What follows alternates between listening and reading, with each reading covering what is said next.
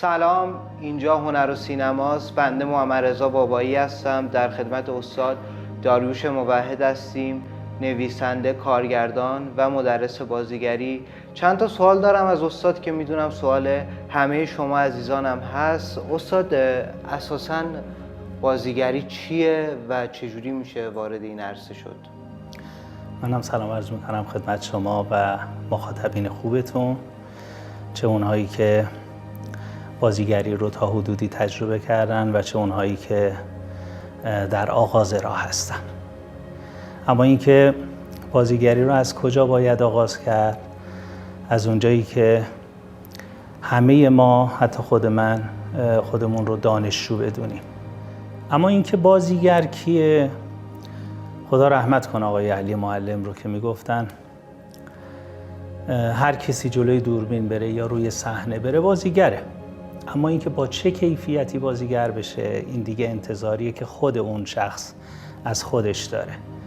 اما در تعریف بازیگری میتونیم بگیم کلاً پسوند گر یا در برخی از موارد گار وقتی پشت اسم میاد، به دنبال اسم میاد، صفت فاعلی پیدا میکنه و مثل مسگر، مثل بازیگر یا مثل آموزگار و در نهایت وظیفه و مسئولیتی رو به عهده اون شخص میذاره که بازیگر خوبی باشه یا بازیگر متوسطی باشه.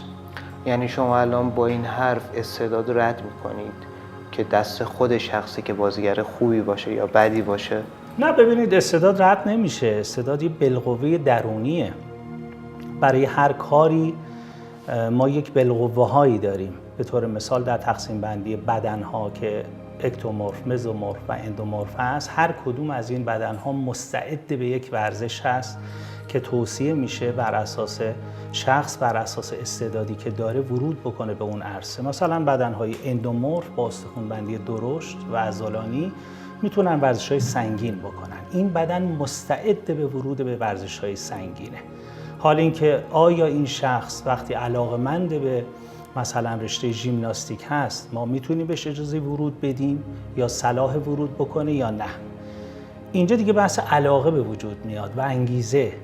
اگر شما به رشته علاقه‌مندی باید ورود بکنی و به علاقت پاسخ مثبت بدی. اما اگر نگاه حرفه‌ای داشته باشی، اون موقع است که باید پیش کارشناسش بری، استعداد سنجی بشی و در برخی از موارد روی علاقه پا بذاری و در مسیر استعدادت حرکت کنی. استاد، یعنی آموزش دیدنیه بازیگری؟ یعنی هر کسی میتونه بازیگر خوبی باشه؟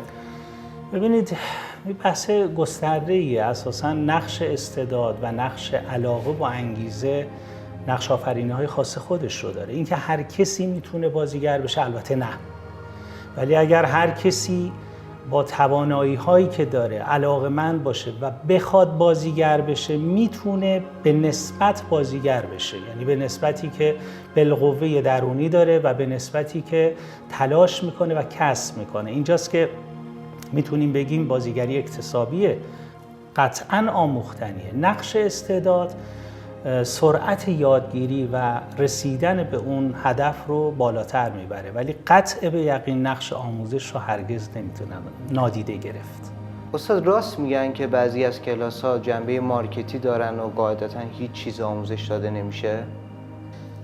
البته که عملکرد آموزشگاه‌ها متفاوته در این امر، ولی متاسفانه شاید کسایی باشن که اون شرافت آموزشی رو اونطور که بایسته و شایسته است رعایت نکنن. اما توصیه‌ای که من به علاقه‌مندان به این رشته دارم اینه که تحقیق بکنن در خصوص آموزشگاهی که میخوان به اون مراجعه بکنن و مدرسی که میخوان در محضرش تلمذ بکنن.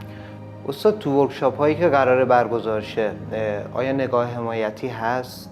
پیشنهاد میکنم به جای واژه حمایت به این اشاره بکنیم که بسیاری از استعدادها رو میتونیم از شهرستان‌ها پیدا بکنیم.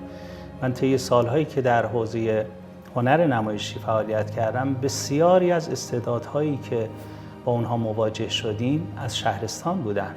ما ایران عزیزمون رو داریم با استعدادهای مختلفی که در جای جای اون قرار دارن و وظیفه من و امثال من اینه که رجوع بکنیم به شهرستان‌ها و یکی از انگیزه‌های بالایی که من در این حوزه دارم همین هست که انشاءالله این استعدادها رو شناسایی بکنیم و بلکه بتونیم تا اونجایی که در وسع و تواناییمون هست حمایتشون هم بکنیم.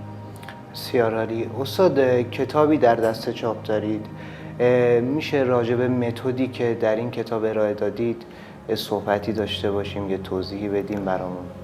بله، با توضیح این که همه ما وامدار عزیزانی هستیم که از گذشته تا کنون عمر گرانشون رو صرف خدمت به عرصه‌های مختلف علمی و فرهنگی هنری کردن.